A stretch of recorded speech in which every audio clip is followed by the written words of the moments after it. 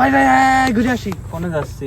হ্যাঁ কোনে যাচ্ছি, কিসের জন্য যাচ্ছি এটা তো জানা দরকার।